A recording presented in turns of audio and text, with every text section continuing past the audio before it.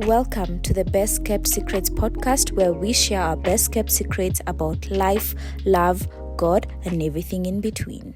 Hi guys, welcome back to the Best Kept Secrets podcast, season 2. I am so excited to be back. We took not so short of a break, but we're back with a brand new season, brand new guests. And as you all know, on this podcast, we usually share our best kept secrets about all things life. And today I have a really amazing guest with me. She is the founder and CEO of Zia Africa. She also happens to be a friend, and she has just come off of a fresh launch of her first flagship store, which is located at Village Market. I am actually wearing one of their pieces today, and she's going to share with us her journey on business, entrepreneurship, and a lot more. So Zippy, welcome. Thank you. Should I call you Zippy or Zia? Zippy. Zippy, okay, Yeah. fine. You know, people know you as Zia, I so I know. want to keep that going. No, but we're friends. Yeah, so nice to have you. Yes, Yeah. I'm so happy to be here. I'm so proud of you. Thank you. Yeah. You're our first guest for this season. And I specifically wanted to shoot with you because I really wanted to share more on just entrepreneurship and Right. business. I think a lot more people are getting into this space or in this space, but you know, they are confused or they Yeah. lack guidance or you know, lack inspiration. And I think Right. your journey, because I've been honored to see your journey, Yeah. has been amazing in my eyes. So I would love for you to share with us. Yeah, I can't wait to share because I have so much to say. Yeah. Yeah. So start us off. Tell us where it all began. Okay. So I remember it in two ways. Every time I see this story, honestly, it's different. Yeah. Because it's honestly such a while ago. Mm-hmm. I remember growing up and loving fashion. Mm. I remember dressing my sisters. I remember Yeah. dressing my mom. I remember buying like this bright orange Cinderella dress that I wore everywhere. I wore it when I was riding my bike to church. It had a Yeah. hat and matching shoes. Oh, cute. I know. It was so cute from exhibitions. I used you to know buy those things ones? from there all the time. Okay, not me, my mom. Yeah. Yeah, but yeah. Yeah, I so know I, them, yeah. I knew at that point, like, I really like looking nice, you know? Yes, yeah. And then I loved the feeling Yeah. when I dress my sisters and my mom, and they also feel nice. So I remember when I was in Daystar, a friend of mine, Nyamari, and I went to Gikomba, those 5 a.m. runs, and we're like, hey, things are cheap. Yeah. And We can make some we money. can make some Yeah, money. yeah. So she was in Strathmore, I was in Daystar. We got a few things and started selling. And then I was privileged to travel, and my sister lives in Australia. So when I went there, I was just seeing there's so much variety. Things are affordable. Things are nice. In Kenya at that time, it was the time for Nairobi uniform. You know, at that time, there was this tribal print dresses. I don't know if anyone... I had that. You had it? Oh, God, even me, I I had them, had by the way. it. Yeah, I remember Yeah, it. Yeah. so there was just not much variety. So when I went there and I saw like a whole world of Yeah. like clothes Yeah. in different styles, different quality, I was like, let me try bring them back home and see if they will sell. So my sister and I started a Facebook page at night. I remember we were like, okay, let's just try and open it and see what happens in the morning. If guys are followed, like we do this thing, you Yeah. know? And we called it Zia because we're like, Ati, my friends will see and they'll follow because it has They my know you, name. yeah. Yeah, so we did that. The next day we woke up, we had 500 followers, which was really yay. exciting because Yeah, Facebook. back then, like that's a lot. We're Yeah. like, what? So I started selling. Now at this point, there was no online. There was no online like Instagram there right now. It's full of businesses. Yeah. The only businesses that were there were Miss Carrie and Kidosho. I remember So I was them, drawing a lot yeah. of my inspiration from them. And then I remember there was also no borders, which meant that I was doing the deliveries. Oh. Yeah, so I used to sit in Yeah. town at Nakumat Lifestyle. I'd put my friends on rotation. Like, I'll buy you a soda. Just come with me on Sato. We sit from 11 to 1. Yeah. I sit outside the bathrooms. People come and try the clothes. Really? Imagine. And it was in those 2 paper Yeah. bags, those black polythene paper bags. They try on in the bathroom, like, oh, it didn't fit, or oh, it fits. They pay and they go. That's so interesting because I was also an Akumat lifestyle babe, but me, I was there for different I reasons. know. Girl, I know why you was Me, I there. was bashing. you were making they're your making moves. making money. So after a few months, I was like, okay, this is a lot of work. I'm in school here, and maybe I can start inviting guys to my house. Now, when I look back, I'm like, that was so risky because I didn't know guys. These are strangers. Yeah. So my mom would be nice. She would make tea. They would come and try on clothes in my room. Yeah, people would come to my room. In fact, I have so many friends from that time because you end up finding out that this person is going for a wedding. You know, what do you do? You now have each other's numbers.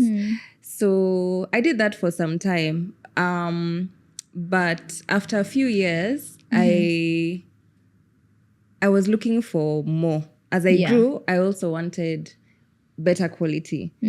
So I started looking at how can I start tailoring locally? How can I be more in control of the quality that I put out? So I remember, I think the pandemic happened, and then there was a lot of uncertainty around importing. So I was like, okay, God, if this is what you want me to do, I'll just have to do it because I'm not going to close my business. And this is what I've always wanted to do. So so I remember you, sorry to cut you off. Worries. I remember you had opened a physical store and then you closed it, right? So I had opened a physical store, and the pandemic happened and I freaked out, to be honest. I was just like, I don't know if I can keep up with the rent. I don't know if guys are going to come. That time going on lockdown. So no one came, like March, the whole of March, like literally we're just doing deliveries. So I was like, let me close.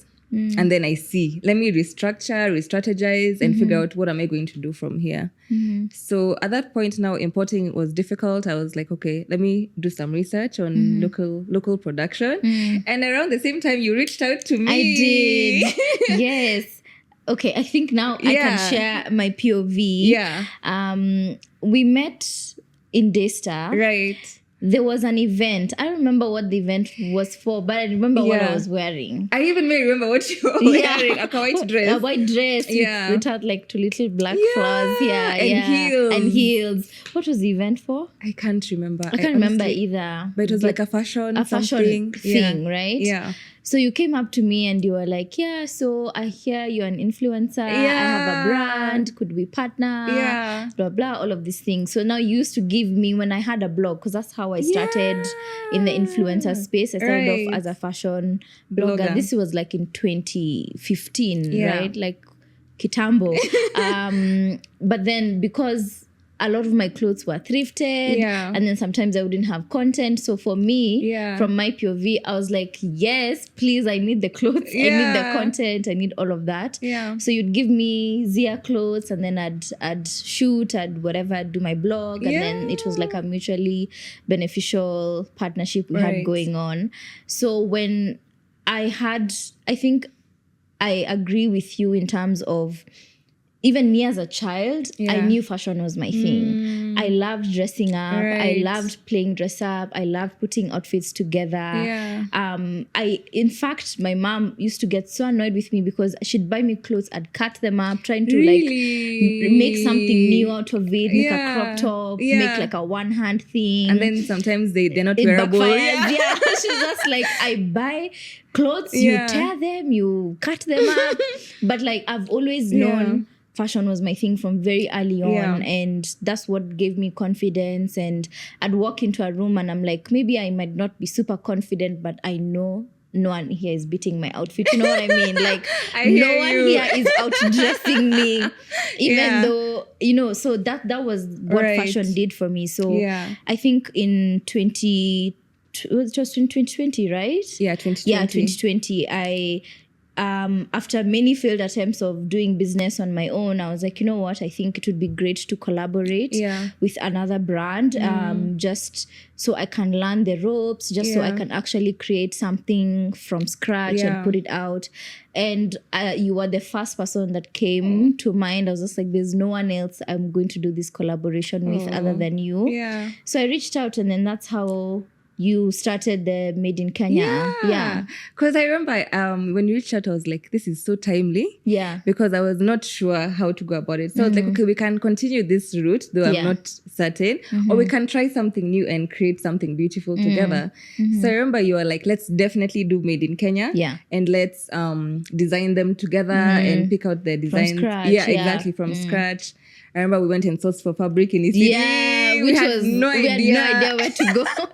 Just being told, when you go to that building, go left, then go. First of all, we went to the wrong building. Yeah. It was just spent a lot more money than we should have.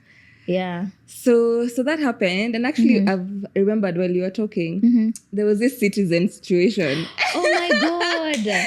Yes, we did an interview. We manifested it. Do you know that? Because, okay, so Sharon reached out to me. Yeah. And you were like, I've gotten an opportunity for us to go on Citizen Fashion Watch. Yeah. But we're going as fashion designers. And that time, that was like 2015. We had no idea. Nothing. About design or production or anything. Nothing. And we called our friends to model for us. I had like 5 clothes. Yeah. It was so crazy. Yeah, we had Beata, Yeah. Candy, Daisy, Nyawera. Yeah. We manifested it all. We really did. Honestly, sorry to Citizen. All those things were bold-faced lies. I know, because she was like, this one made here. We're like, yeah. But they were not. They were all imported. God, I know. I remember Ian Bog were looking at the tag on my dress to look if it's like Zia or whatever. It was not. It was not? God.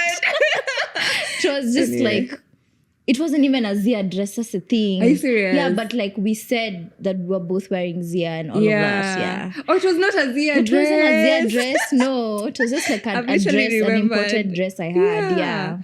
Hey, anyway, look at us now. Okay. Yeah, now we are making our own clothes. Yeah. So 2020 we did that collaboration. We did the photo shoot. It was wonderful.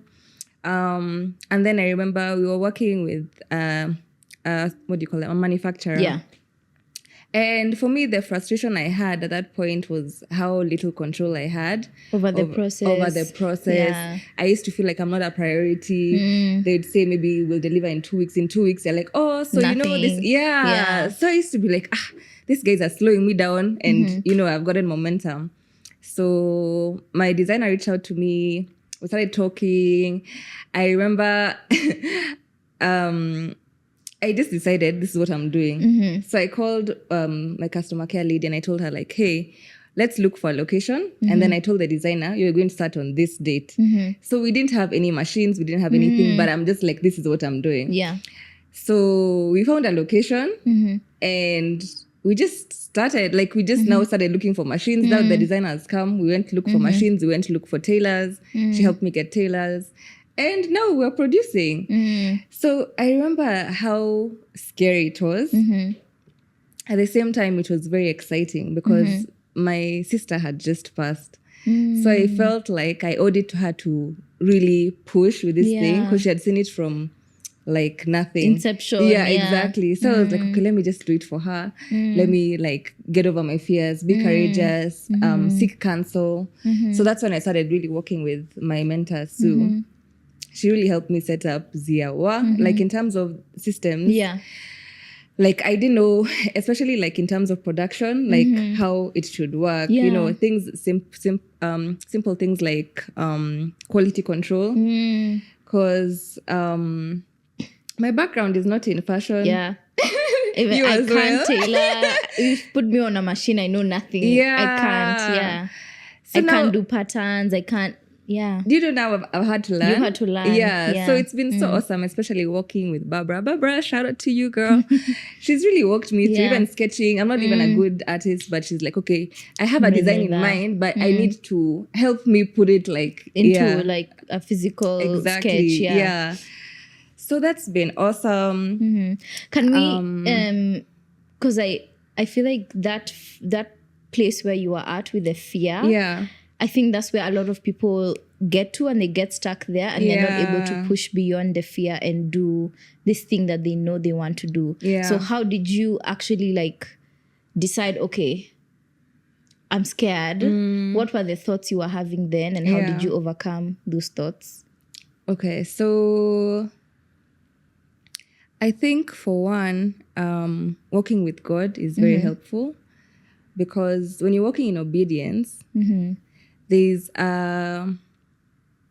comfort and surety you feel that even if it doesn't work out, God has my back and it's still part of his plan.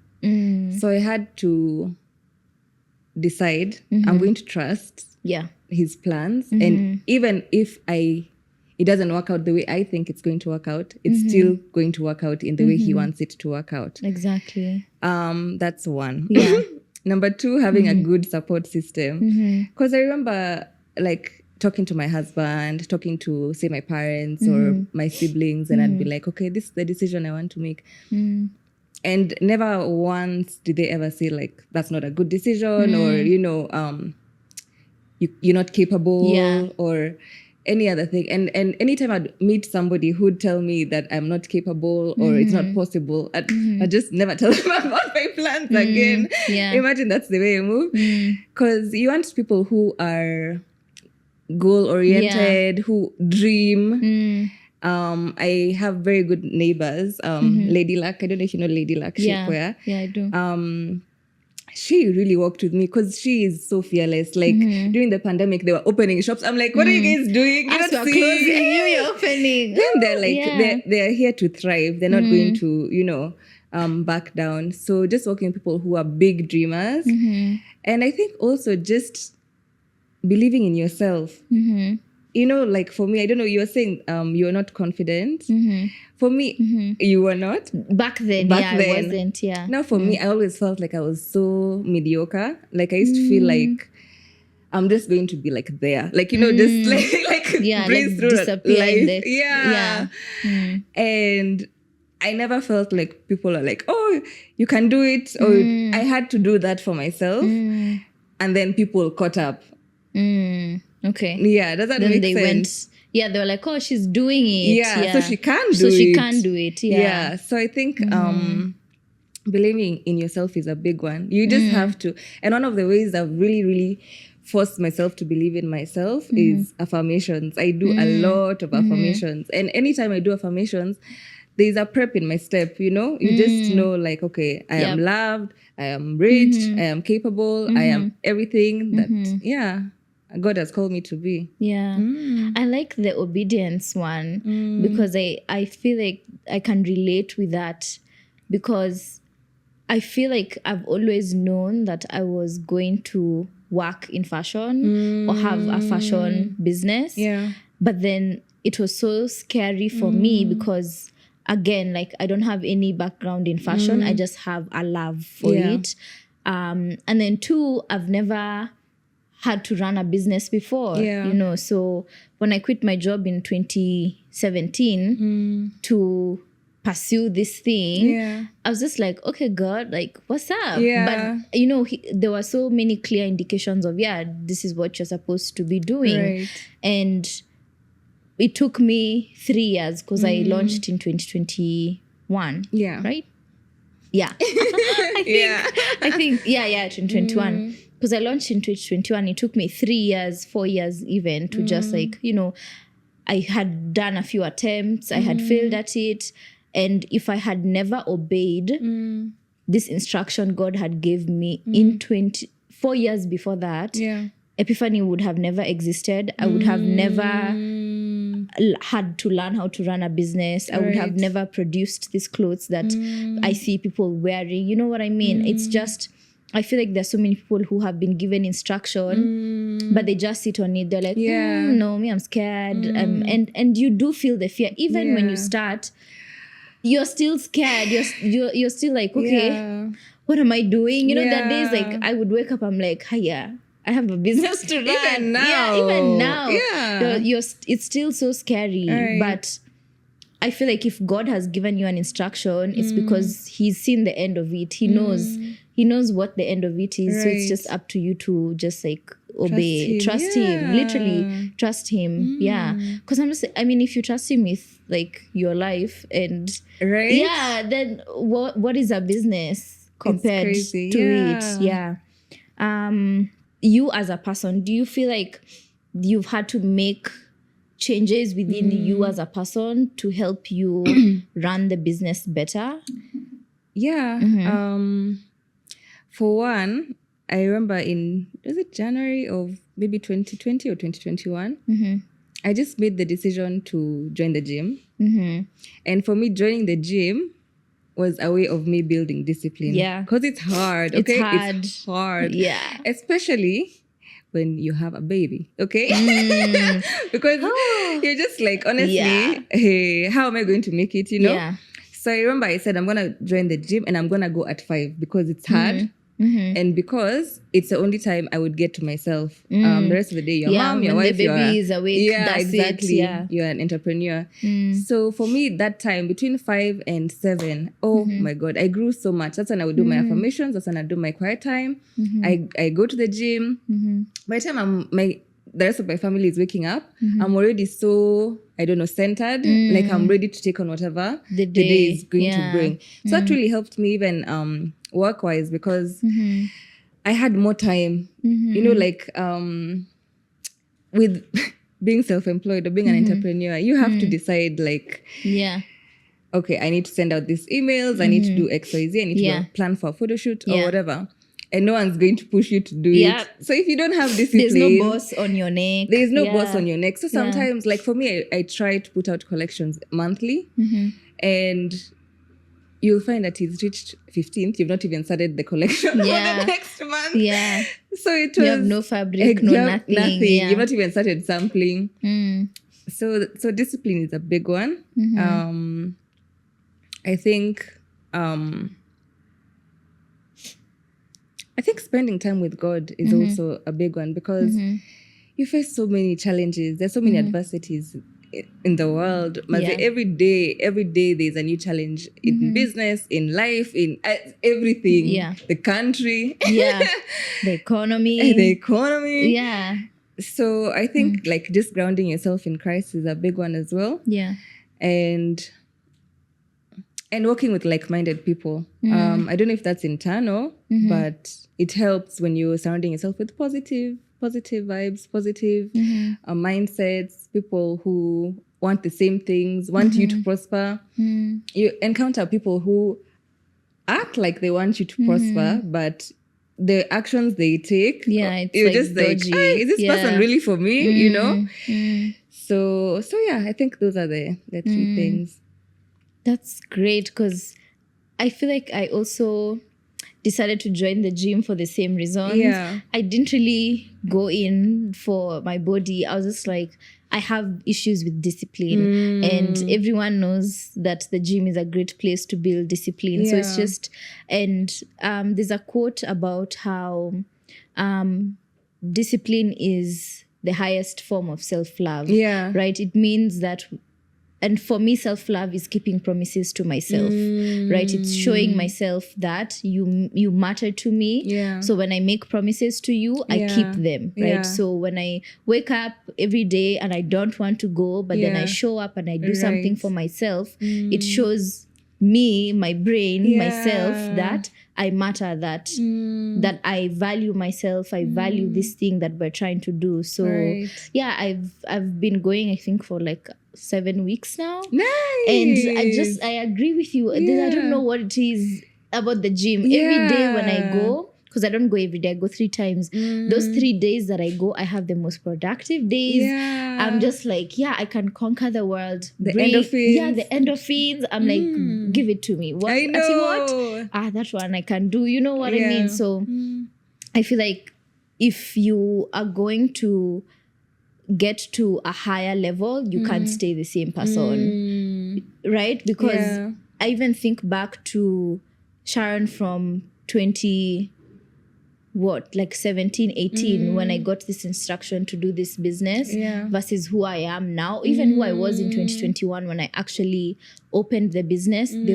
two completely different Yeah. people. And I shared in one of the episodes in the last season about how the main thing was just my really bad money habits. I had horrible money habits.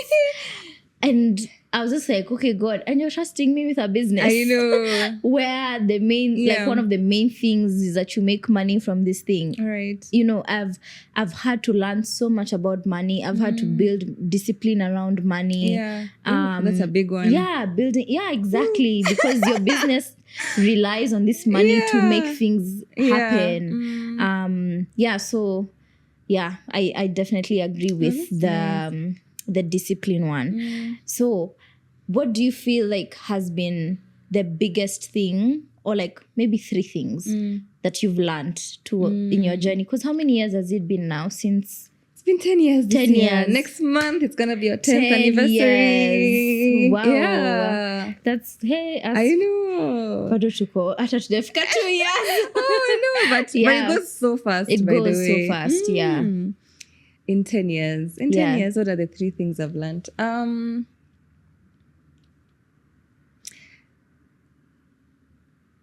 I'm trying to think of the most important. I might just say the ones that are coming. Just say all of them. Tell us everything we want to learn.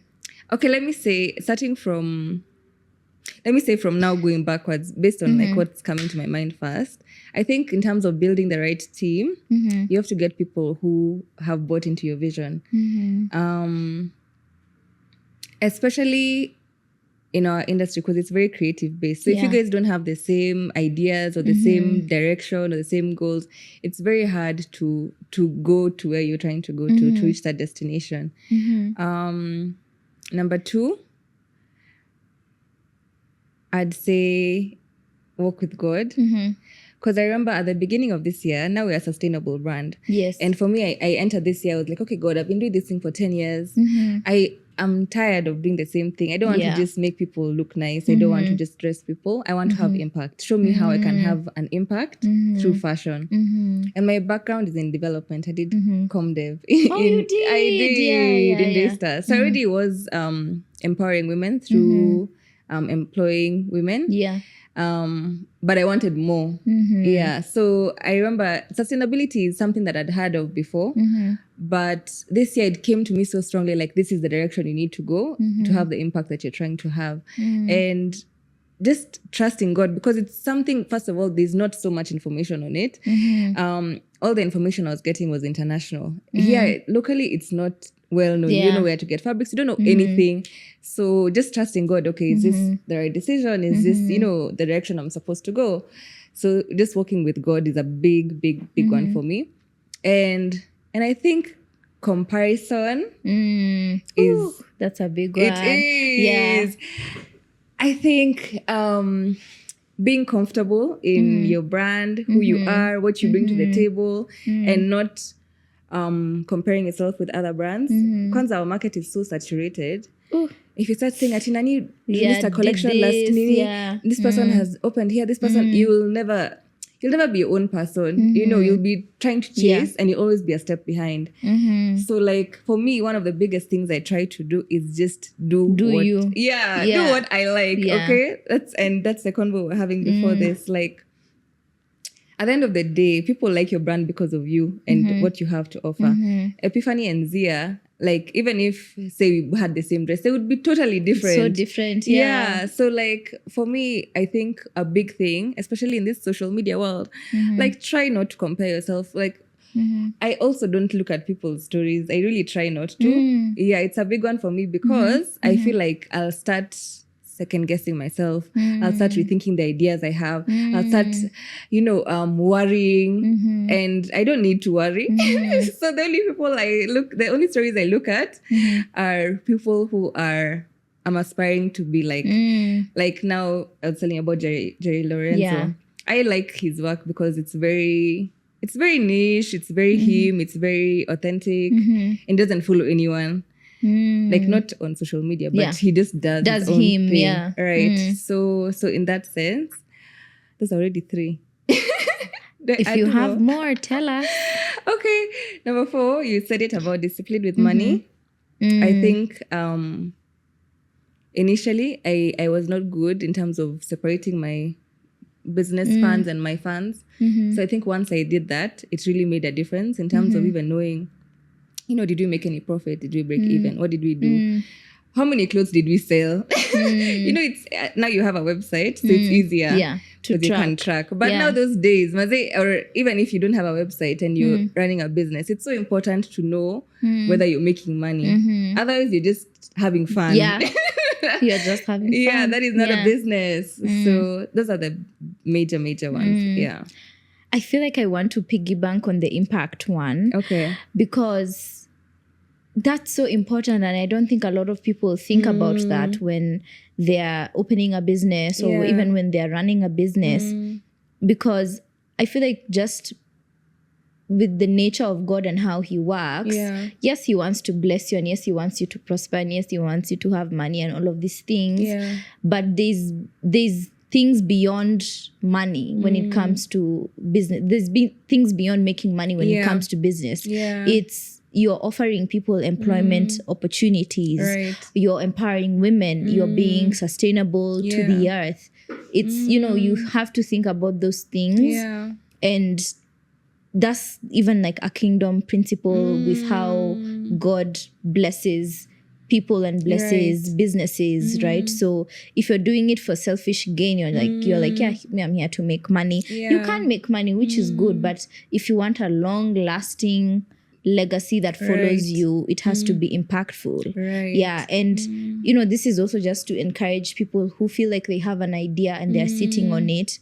Imagine there are people waiting on employment from you. There are people who God has ordained for you to employ. Yeah. There are people waiting to be impacted by whatever it is you're going to sell, or whatever it is you're going to push, even if it's not a physical product. Yeah. So stop sleeping on it. Stop sleeping on it. Yeah, I love it. Do it. Yeah. I think the key is finding a balance between purpose and profit.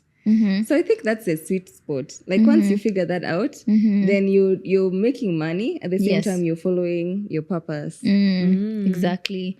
I completely agree. I feel like one of the reasons why I even decided to take a break with Epiphany was because I needed to just realign and just figure out, okay, so what exactly are we doing? What is the purpose for this brand, right? I know you've given it to me and I know I'm supposed to do something with it, but what exactly is it, And I like that sometimes purpose changes with time, right? Like for you, at first it was, you're empowering women and now you're sustainable and you're helping the earth and all of that. So I don't know what exactly it is for us now, but I'm sure God is going to guide us and let me know. He will. Let me know. Yeah. Even as you were talking, I've just remembered I didn't even ask you, because you're a mom and a wife, and then you have this like business, and then you also had keto. Yeah. How did you do all of that? Because me, I can't imagine. I know. I actually watched an interview or a speech by Shonda Rhimes where she was talking about how it's impossible for women to have it all.